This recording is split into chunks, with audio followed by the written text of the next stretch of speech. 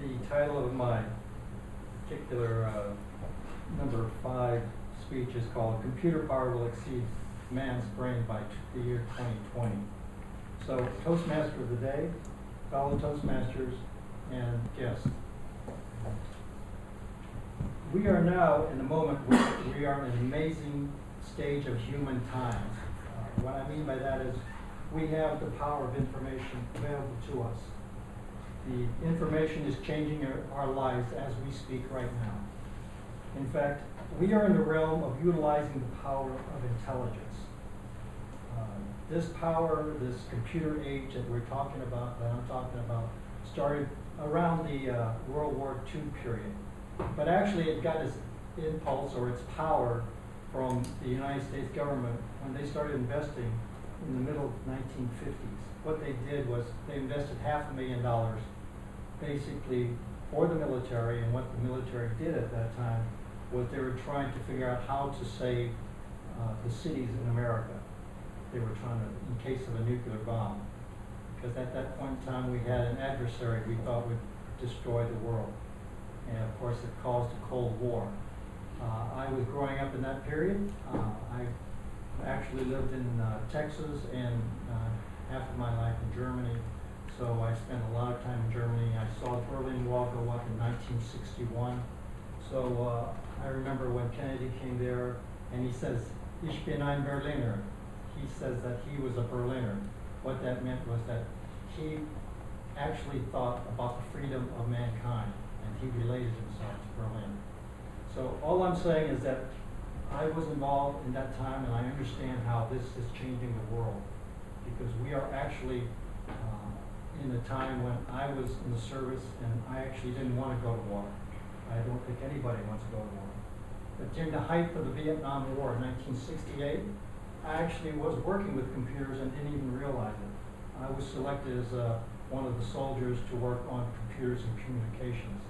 The MOS, which is the Military Occupational Specialties, my specialty was digital computer equipment specialist. What we do is we work with computers. I happened to be in STRATCOM, which is Strategic Communication in South Korea at the time.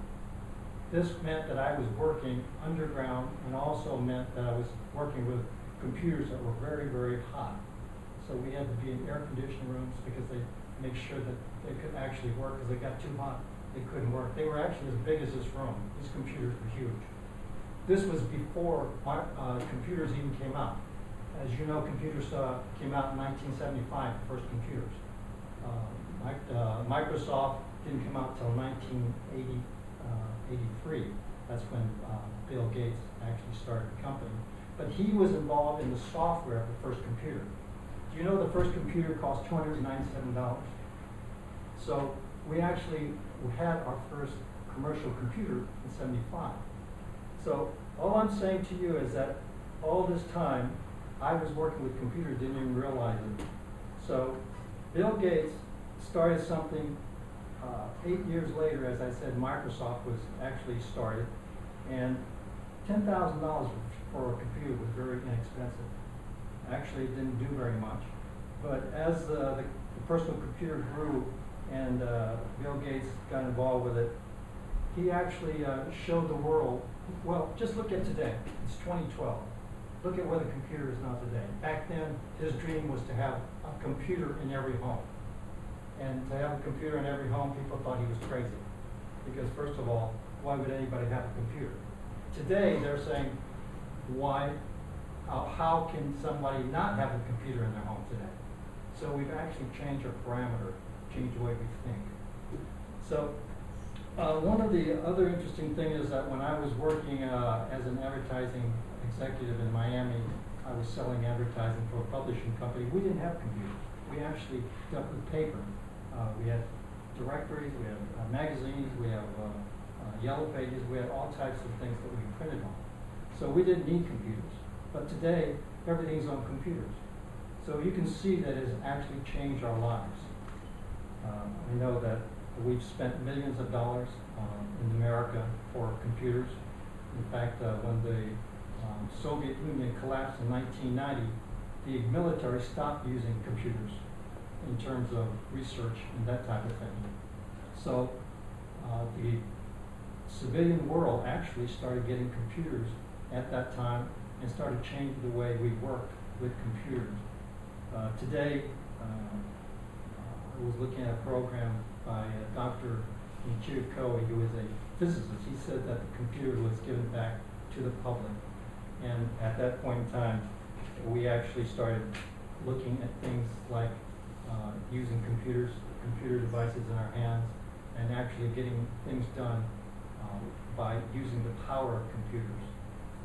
Now, all I'm saying to you now is that the future in 2020, with the power of microprocessing of chips, is actually going to go faster and grow faster in the next decade than it did the last 6 decades that I just spoke about. So all I'm saying to you is, get ready for a brave new world. We're going to have new transportation, new ways of getting around faster without human beings. It's going to be safer, faster. We're going to have ways to cure diseases because we're going to be able to actually figure out what DNA is for each one of us. So this will be able to predict what type of diseases we have, heart problems, problems that we have in our family. All of those are going to be cured. There's a lot more. I would like to tell you all the things that I know about it. Maybe in a future speech we can do that. But in conclusion, I would say it is going to change. It's going to change in your lifetime. It's going to change in my lifetime. So, Toastmasters, get ready for it. And I want you to smile and use this actual power that we have of intelligence and use it for the future. Toastmaster today.